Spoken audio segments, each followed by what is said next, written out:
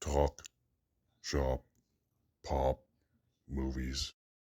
Ahoy there, this is Derek, the convicted cinephile, and if you are a convicted cinephile yourself, please like, share, and subscribe to the channel down below. On my channel, I like to talk, shop, and pop, open that is, movies and physical media. It is Oscar week. I'm just trying to pump out maybe a short video each day this week, not including my inevitable final Best Picture / Oscar predictions for the year, because everyone does that. I'm trying to do something on top of that. I am asking you, the viewer, both of you, to maybe give me a suggestion of something to do. If you want my opinion about something, or you have a curiosity about something, like if you want me to pick my 5 favorite Best Actress winners that I've seen, or something like that.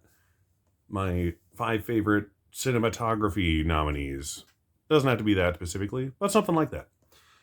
And if I have time, I'll make a video of it before or after the Oscars, as long as it doesn't pertain to this year's awards. I'm just going to do a quick top 5, but 5 fairly recent Best Picture nominees, which I love, that won 0 Oscars. Some of them make more sense than others, why they wouldn't win. Sometimes it's just a case of what came out that year.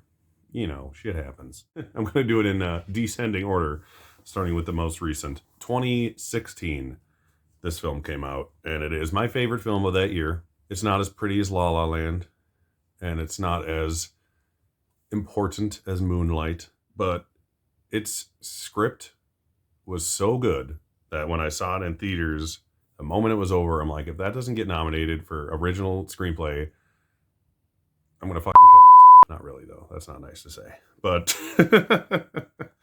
you know what I mean. It was so good that it would just be shameful for it not to get recognized. I was just like, if it gets nominated for only original screenplay, I'm a happy camper. And it did. And it ended up getting nominated for Best Picture, Supporting Actor, and Editing as well. So, if it would have won like all 4 of those and made a miraculous sweep towards the win, which was never going to happen, I would have been happy. But anyways, the film, Hell or High Water. Jeff Bridges is nominated for Supporting Actor. Chris Pine is awesome in this movie. Ben Foster, no offense to Jeff Bridges, whom I love, and we all do, probably should have been nominated for Best Supporting Actor instead of Jeff Bridges, or they both should have been. I don't care. Because he was badass in this movie, and he's a very underappreciated actor. I'm just going to say that. Chris Pine is too. When he's given the right part, like in this movie, he's a damn good actor. But yeah, this movie, it's super cheap to buy, by the way. I need to get the 4K at some point. This is just the Blu-ray, but it's such a good movie. It's so well written. It's such a simple but super unique idea. It is very, as you'll find out, I love the Coen brothers. It's a very Coen brothers-y kind of movie. So that's probably why it clicked with me so effortlessly. But it's a great movie. If you haven't seen it, go see it. I don't think I've ever seen anyone trash this movie, because it's just one of those movies. It's so damn good, you have to like it.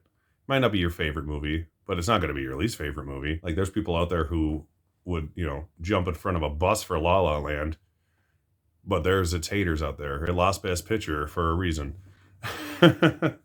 Famously lost Best Picture for a reason. Next, this movie is adorable.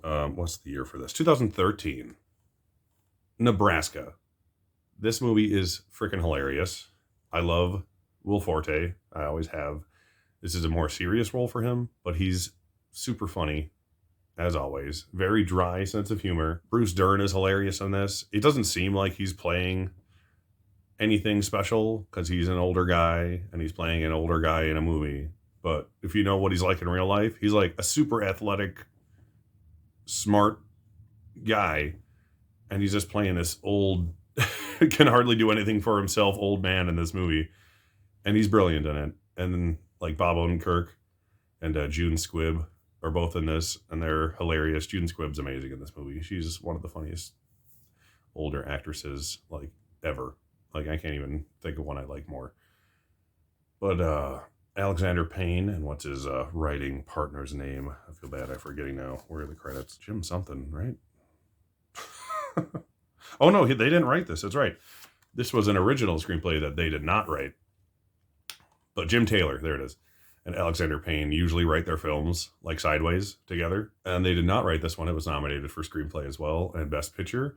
And most surprisingly, I would say Best Director, I believe it was nominated for, which was kind of a surprise at the time.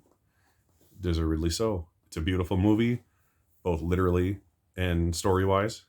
Great black and white cinematography, as you can see here, nominated for 6 Oscars. Maybe I'll just do this for you. There you go. Got it? Yeah. Yeah. All right. Anyways, it's one of those movies I've seen a handful of times. It's like, you like it when you watch it the first time, but then it just grows on you, and you want to rewatch it and rewatch it. Great movie. Another one. This might be my favorite film of 2011. It was nominated for Best Picture, Screenplay, Actor, Supporting Actor, which was the semi-controversial one at the time, and I'll get to that. And I believe Editing. It was not nominated for Best Director. Probably should have been. And that is Brad Pitt in Moneyball. It's another one of those movies like Nebraska. The first time I watched it, I was like, yeah, that was pretty good. I didn't think much of it.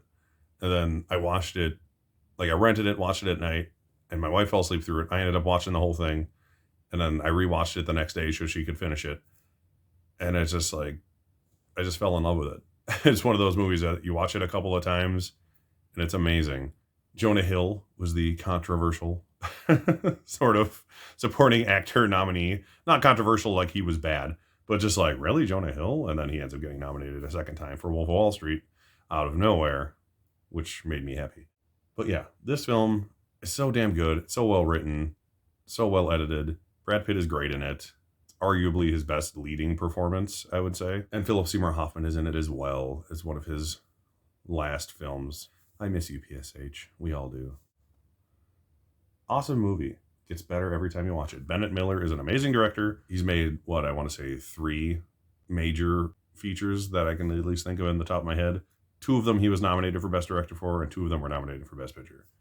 So he knows what he's doing. 2010. Here's a good goose egg. Like I said, I love the Coen brothers. I was elated when they were nominated for Best Director for this film over who everyone thought was going to get nominated, Christopher Nolan for Inception, although he deserved it as well, and I felt bad when he got snubbed. But that film is True Grit. Possibly the best remake ever made. The only one that a good amount of people agree it's better than the original. I personally haven't seen the original, I'll be honest. But nothing can beat a Coen Brothers movie to me. The writing is just too good to pass up. Matt Damon in this movie is so goddamn funny. Even when he's not trying to be. And Josh Brolin, he's playing this badass evil character in this film. And they make him out to be so scary the entire time. And when you meet him, he's the biggest dipshit you'd ever seen in your life. And he's not even like the main villain of the film when you finally see him. And he just plays it so well. And Haley Steinfeld is fantastic in this movie. It's her first movie. She was nominated for supporting actress. I personally would have picked her to win for this film. She probably should have been lead actress because she's the lead character of the film. But what are you going to do? They don't like to nominate younger kids for lead acting awards. It's just kind of their thing. 10 Oscar nominations, 0 wins. It's one of those times where it's like, what would it have won though?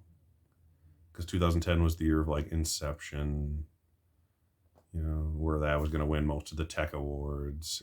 And it wasn't probably going to win Best Picture because The King's Speech ended up winning Best Picture over Social Network, which should have won Best Picture and should have won Best Director. So, but that's a whole other video. Literally, check it out. Anyways, I love this film. It is at least one of my top 5 favorite of the Coen films.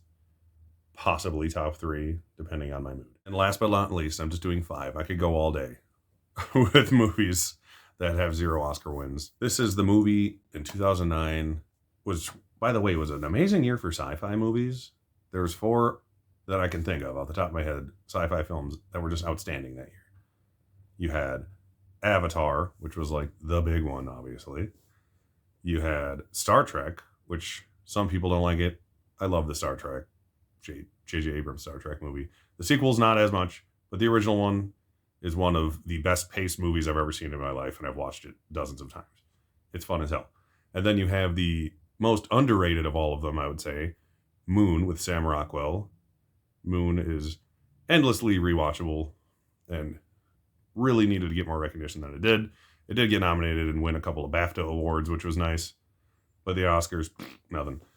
But this film was nominated for nothing leading up to it, more or less. At least nothing prominent. And this was the first year we had 10 Best Picture nominees after The Dark Knight getting snubbed made everyone go, what the fuck? So they changed that rule. And this is why we need 10 Best Picture nominees. This is the best example of why this rule should exist. And that is District 9. It was only nominated for 4 Oscars, but there were 4 damn good Oscars. Best Picture, Best Editing, Best Adapted Screenplay, and Best Visual Effects. Y'all are going to think I'm insane for saying that the visual effects in this are better than Avatar, which, you know, depending on how you look at it, is obviously not true. But Avatar might have been more groundbreaking in its style of visual effects, but Weta also worked on this film. The budget for this movie was like less than 1/10 of the budget of Avatar, and these characters in this movie look as realistic, if not more realistic, than anything in Avatar, in my opinion. And unlike Avatar, it's well written enough to get a screenplay nomination. But I'll end it there. District 9, I'm sure you've all seen it by now. But it's one of those movies where by the end of it, you get so invested and it's like, what the hell is this? Like, how is this so good? But it is. District 9. If you haven't seen it, go out and buy it right now. Best sci-fi film of 2009. So, there's a video I just recorded for Oscar week. 5 movies that are fairly recent Best Picture nominees that were goose-egged as far as wins go at the Academy Awards. All these are great. I've watched all of them at least 4 or 5 times. And these are the kind of movies that just keep getting better. And these are the movies that deserve to get nominated and win Best Picture. I'm just going to end it there for now. If you have any suggestions, like I said, please leave them in the comments. Or if you're just curious, I'll answer questions. I answer every comment I get that is a question, at least I attempt to, if it's coherent enough to answer. Before I record too much footage that I can't edit it on my phone, I am Derek, the Convicted Cinephile. Please like, share, and subscribe to the channel. Thank you for watching, and I'll see you next time. Talk, shop, pop, movies.